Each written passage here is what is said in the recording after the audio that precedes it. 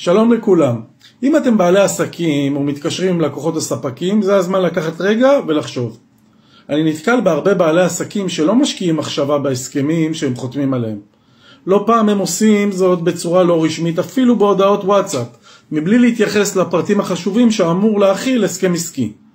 כשיש בעיות או חיכוכים, הם מגלים שההסכם לא מגן עליהם כמו שצריך. סעיפים כמו סעיפי ביטול ויציאה, פיצויים מוסכמים, תנאי תשלום, זמני הספקה ועוד ועוד הם קריטיים. ואם לא דואגים שיחללו בהסכם מסודר וינוסחו נכון, זה עלול לעלות ביוקר. לפעמים אפילו באלפי שקלים, עשרות אלפי שקלים ומאות אלפי שקלים. לכן אם אתם פעילים בתחום העסקי, אל תמיתו בחשיבות חוזים ברורים ומסודרים. אני ממליץ לכם לעקוב אחריי כאן, בפייסבוק ובאתר המשרד שלי, כדי לקבל טיפים משפטיים שיעזרו לכם לא רק לחסוך כסף, אלא גם להימנע מבעיות משפטיות בעתיד.